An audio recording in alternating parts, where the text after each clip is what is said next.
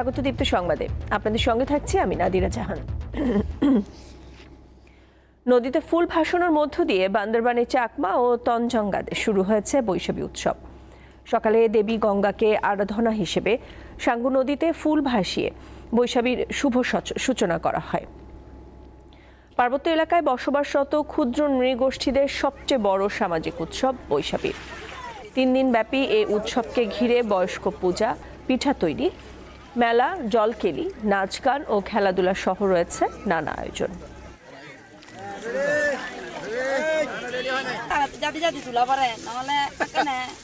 আজকে ফুল বিজুর দিন। ফুল বিজুর দিনে আমরা গঙ্গা মাকে ফুল ভাসাতে এসেছি। পুরানো বছরকে ফুল দিয়ে বিদায় দিয়ে নতুন বছরকে মানে বরণ করে আর কি, এটাকে বলে ফুল বিজু করে। পুরাতন বছরকে বিদায় দিয়ে নতুন বছরকে স্বাগত জানাই। দর্শক, বৈশাখী উৎসবের আরো খবর আপনাদেরকে জানাবো। বান্দরবানে রয়েছেন আমাদের সহকর্মী কুমই অংমারমা। কুমই, বৈশাখী উৎসবে এখন কি সামাজিকতা চলছে এবং উৎসবে আরো কি কি আনুষ্ঠানিকতা রয়েছে এরপরে, সে বিষয়ে বিস্তারিত আমাদেরকে জানাবেন।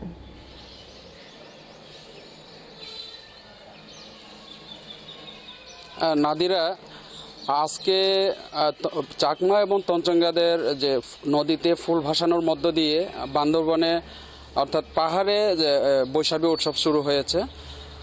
আজকে সকাল 6:30 থেকে চাকমা এবং তঞ্চঙ্গার বিভিন্ন বয়সের নারী পুরুষরা নিজস্ব ঐতিহ্যবাহী পোশাক পরে তারা নদীতে আসতে থাকেন এবং তারা দলে দলে নদী আসেন এবং নদীতে ফুল ভাসিয়ে যে গঙ্গা মা, তারা বলছেন যে গঙ্গা মাকে উদ্দেশ্য করে তারা ফুল ভাসিয়েছেন। কেননা তারা গঙ্গা মার উদ্দেশ্যে ফুল ভাসানোর পরে তারা প্রার্থনা করছেন যে দেশ এবং নিজেরা যাতে সামনের দিনগুলোতে তারা ভালো থাকেন। এবং আরেকটা বিষয় যদি বলি যে আজকে তো যেহেতু চাকমা এবং তঞ্চঙ্গাদের বিজু উৎসব, কালকে থেকে যে মারমাদের সাংগ্রাই উৎসব শুরু হবে এবং এই উৎসবকে ঘিরে কালকে র্যালি রয়েছে এবং এরপরে 14 তারিখ বিভিন্ন কিয়াংয়ে গিয়ে যে বিভিন্ন বয়সের নারী পুরুষরা কিয়াংয়ে গিয়ে ছয়েন দিবেন এবং যে 15 তারিখে জলকিলি অর্থাৎ যে পানি উৎসবের মধ্য দিয়ে যে সাংগ্রাই উৎসব, যে 3 দিনের সাংগ্রাই উৎসব, সেটি শেষ হবে পাহাড়ে। কেমই আপনাকে অসংখ্য ধন্যবাদ। দর্শক, আমাদের সাথে যুক্ত ছিলেন বান্দরবান থেকে সহকর্মী কেমই অংমারমা, জানাচ্ছিলেন বৈশাখী উৎসবের খবরাখবর। যশোরে চলছে 1431 বঙ্গাব্দ বরণের প্রস্তুতি। আগামী রোববার সকাল 6:30টায় শহরের পৌর পার্কে শুরু হবে বর্ষবরণের আনুষ্ঠানিকতা। পরে টাউন হল মাঠ থেকে বের করা হবে মঙ্গল শোভাযাত্রা।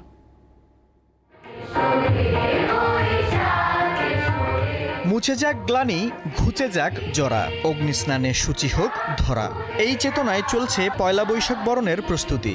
গত 4 বছর করোনা মহামারী আর রোজার কারণে প্রাণ খুলে উৎসবে সামিল হতে না পারার আক্ষেপ ঘোচাতে এবার প্রস্তুত যশোরের সংস্কৃতি প্রেমীরা। 1978 সালে প্রথম মঙ্গল শোভাযাত্রার সূচনা হয় যশোরের চারুপীঠে। এরপর তা ছড়িয়ে পড়ে দেশজুড়ে। এবারও প্রস্তুতি নিচ্ছেন চারুপীঠের শিল্পীরা। 1 মাস ধরে চলছে তাদের প্রস্তুতি। তৈরি করা হয়েছে বড় পাখি, পেঁচা, ফড়িং সহ নানা ধরনের মুখোশ। সকাল 9টায় স্থানীয় টাউন হল মাঠ থেকে বের হবে এবারের মঙ্গল শোভাযাত্রা। নববর্ষের প্রথম দিনে আমরা হিন্দু, বৌদ্ধ, খ্রিস্টান, জাতি, বর্ণ নির্বিশেষে আমরা এক হয়ে মিলিত হয়ে বছর শুরু করতে পারবো। রাত দিন খেটে বিভিন্ন সংগঠনের কর্মীরা নিজ হাতে তৈরি করছেন বর্ষবরণের আমন্ত্রণপত্র।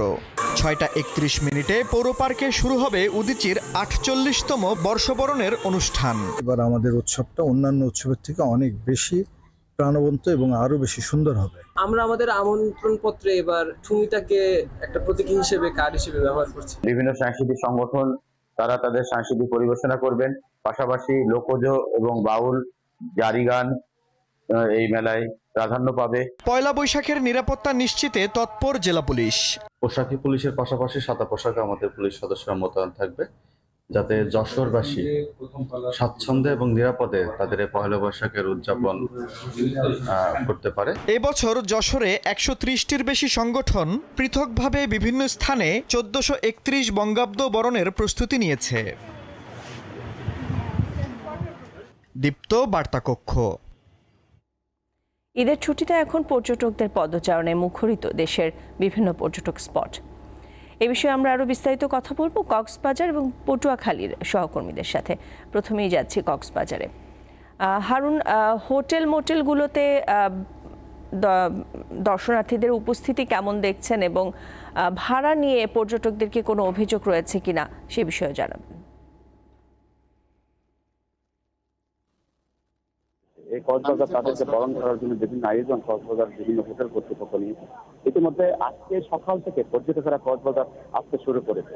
এখন সকাল থেকে প্রায় লাখো পর্যটকে ভরে গেছে কক্সবাজারের সৈকত প্রাঙ্গণ। এখানে অনেকে কক্সবাজারের সাগরে নেমে আনন্দ করতে মেতেছে, তারা ঢেউয়ের সাথে মাতামাতি করছে। এই অবস্থায় অনেক পর্যটককে আমরা দেখতে পাচ্ছি যে ওখানে বিভিন্ন পর্যটক তারা চেয়ারে বসে আনন্দ উপভোগ করছে। এই অবস্থায় কক্সবাজারের হোটেল মোটেলের যে 70 থেকে 80% যে বুকিং এর কথা বলা হয়েছিল, এই বুকিংটা প্রায় 90% রূপ নিয়েছে। এখন আমরা জানতে পেরেছি হোটেল মোটেল জোনের বিভিন্ন নেতৃবৃন্দ থেকে তারা বলেছে 90% হোটেলে ইতিমধ্যে বুকিং হয়ে গেছে এবং হয়তো আজকে রাতের মধ্যে বাকি পর্যটকগুলো এসে পড়বে। এই অবস্থায় কক্সবাজারের বিভিন্ন পর্যটন স্পটগুলো বিভিন্নভাবে আইনশৃঙ্খলা বাহিনী নিরাপত্তা সান্দরে ডেকে দিয়েছে এবং সারা স্তরে নিরাপত্তা বিধান করা হয়েছে। টুরিস্ট পুলিশ, জেলা পুলিশ ও বিচ কর্মীদের থেকে শুরু করে এবং যারা হোটেল মোটেল জোন কর্মীদের এখানে নিরাপত্তা বিধান করা হচ্ছে। এবং আপনি যেটা বলছিলেন যে কক্সবাজারের যে হয়রানির বিষয়টা, আসলে হয়রানির বিষয়টা এখনো কোনো অভিযোগ আসে নাই। হয়তো বিকাল থেকে অভিযোগ আসতে পারে। এই বিষয়ে কাজ করছে কক্সবাজার জেলা প্রশাসনের পর্যটন সেলের একজন মেসেজ নেত্রীর একটি টিম কাজ করছে। তারা অভিযোগ পেলে ব্যবস্থা নেওয়া বলে জানাচ্ছে নাদিরা। হারুন, ধন্যবাদ আপনাকে। দর্শক, এবার আমরা পটুয়াখালীতে যাব। আমাদের সহকর্মী মোহাম্মদ ইমরান রয়েছেন সেখানে। ইমরান, কুয়াকাটা সৈকতে এবার পর্যটকদের আগমন কেমন দেখছেন, তাদের উপস্থিতি কেমন এবং সেখানে বিনোদনের কি ব্যবস্থা রয়েছে? এবং আপনার কাছেও একই বিষয়ে জানতে চাই যে হোটেল মোটেলগুলোতে ভাড়া নিয়ে কোনো পর্যটকদের কোনো অভিযোগ রয়েছে কিনা।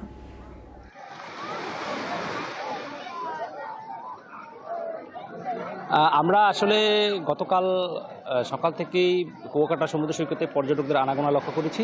আজও কিন্তু কুয়াকাটায় ব্যাপক পর্যটক রয়েছে। আপনি জানেন যে সরকারি টানা 6 দিনের ছুটি রয়েছে, তো এই ছুটিকে কেন্দ্র করেই কিন্তু কুয়াকাটা সমুদ্র সৈকতে হাজারো পর্যটকদের আনাগোনা বাড়ে। আর এখানে পর্যটকরা এখন পর্যন্ত আমাদের কাছে হোটেল মোটেলের ভাড়ার বিষয়ে তেমন কোনো অভিযোগ করেনি।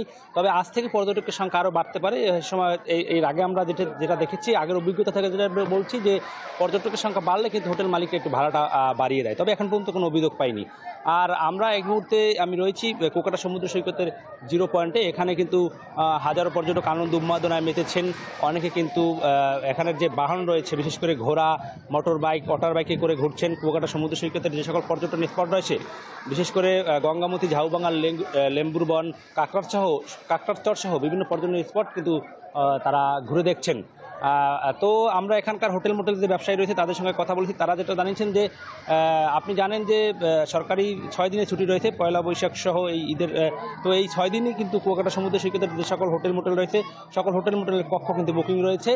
আর দীর্ঘ 1 মাস কিন্তু এই রমজান মাস উপলক্ষে কিন্তু কুয়াকাটার যে সকল ব্যবসা প্রতিষ্ঠান রয়েছে, সকল ব্যবসা প্রতিষ্ঠান কিন্তু বন্ধ ছিল। এতে ব্যবসায়ীরা কিছুটা লোকসানে পড়ে। তবে এই ঈদের দিন থেকে, মানে গতকাল থেকে পর্যটকের সংখ্যা বাড়তে শুরু করেছে এবং প্রতিটা ব্যবসা প্রতিষ্ঠানে কিন্তু আমরা যে ক্রেতা রয়েছে তাদের পর্যটকদের ভিড় লক্ষ্য করেছি।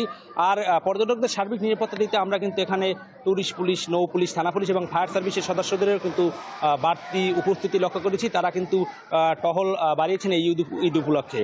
তো আমরা এখানকার যে ব্যবসায়ী রয়েছে তাদের সঙ্গে কথা বলেছি যে এই 6 দিনে কিন্তু প্রায় 3 লাখেরও বেশি পর্যটকের আগমন কিন্তু কুয়াকাটায় ঘটতে পারে এবং সেই লক্ষ্যে তারা কিন্তু সকল প্রস্তুতি নিয়েছে। এই মুহূর্তে আপনি আমার পিছনে দেখতে পাচ্ছেন অনেক পর্যটক কিন্তু সমুদ্রের নোনা জলে গা ভাসিয়ে আনন্দ উন্মাদনা মেতেছেন, সাঁতার কাটছেন। অনেকে কিন্তু এই কুয়াকাটা সমুদ্র সৈকতে যে পাতা বেঞ্চি রয়েছে, বেঞ্চিতে বসে তারা কিন্তু প্রাকৃতিক সৌন্দর্য উপভোগ করছেন। মোট কথা কুয়াকাটা সমুদ্র সৈকতে কিন্তু ঈদের যে উৎসব, সেই উৎসব কিন্তু বিরাজ করছে। তো নাদিরা, আসলে কুয়াকাটা থেকে আমার কাছে এই ছিল সর্বশেষ। ইমরান, আইন শৃঙ্খলা পরিস্থিতির খবর জানতে চাই। যেহেতু পর্যটকদের একটি বিশাল আনাগোনা সেখানে চলছে, তো আইন শৃঙ্খলা রক্ষায় আসলে কতটা পদক্ষেপ নিয়েছে আইন শৃঙ্খলা রক্ষাকারী বাহিনী? এবং আরেকটি বিষয় আমাদেরকে জানাবেন যে জোয়ার ভাটার যে ব্যাপারটি আছে, তো সেই সময় আসলে এই কুয়াকাটা সমুদ্র সৈকতে কি ব্যবস্থা নেওয়া হচ্ছে কর্তৃপক্ষের পক্ষ থেকে?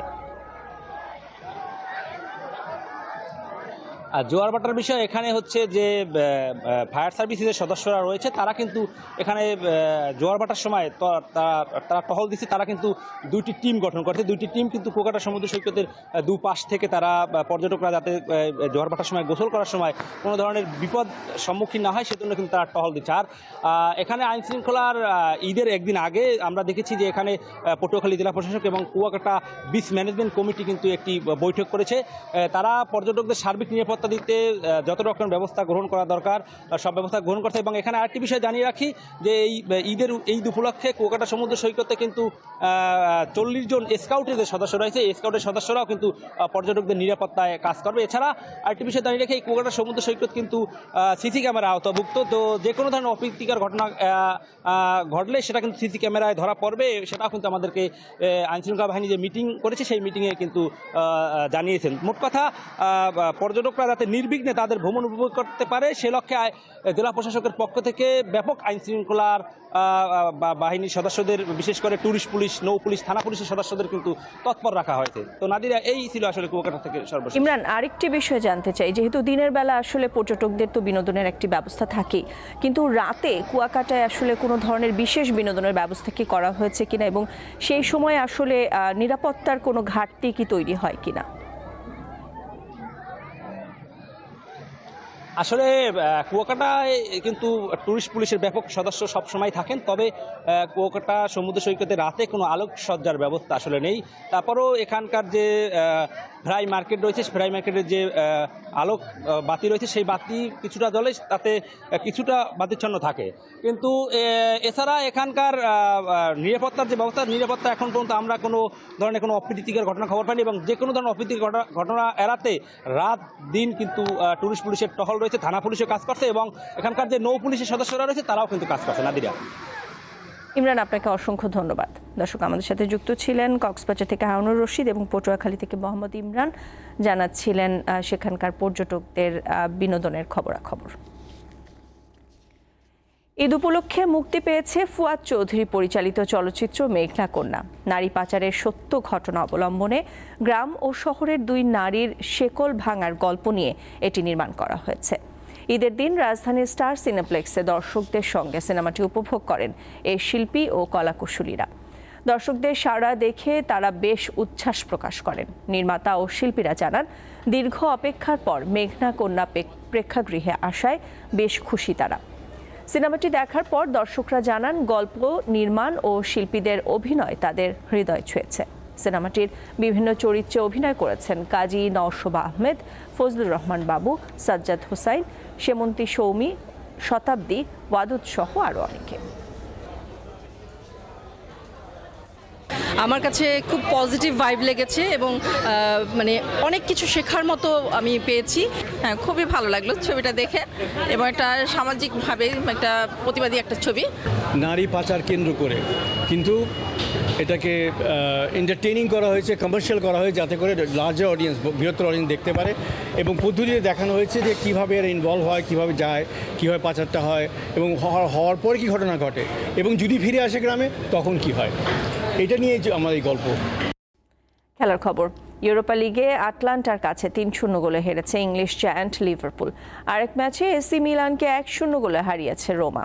ওয়েস্ট হামের বিপক্ষে জোড়া গোল ব্যবধানে জিতেছে বায়ার্ন লেভারকুসেন। কোয়ার্টার ফাইনালে প্রথম লেগে আটলান্টার সামনে দাঁড়াতেই পারেনি লিভারপুল। প্রথমার্ধে জিয়ানলুকা স্কামাকার গোলে এগিয়ে যায় আটলান্টা। ইতালিয়ান স্ট্রাইকারের দ্বিতীয় গোলে বিরতির পর ব্যবধান দ্বিগুণ করে তারা।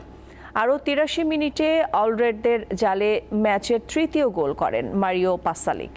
আরেক ম্যাচে জানলুকা মানচিনির গোলে এসি মিলানকে সহজেই হারিয়েছে রোমা। আর ওয়েস্ট হামের বিপক্ষে জোড়া গোলের জয় পেতে লেভারকুসেনকে অপেক্ষা করতে হয় ম্যাচের শেষ মিনিট পর্যন্ত। দর্শক, এই ছিল এখনকার মতো। আমাদের পরের খবর বেলা 12টায় দেখার আমন্ত্রণ রইল। এছাড়া আরও তথ্য, বিনোদনের খবরাখবর জানতে চোখ রাখুন দীপ্ত ডিজিটাল প্ল্যাটফর্মগুলোতে। সাথে থাকার জন্য ধন্যবাদ সবাইকে।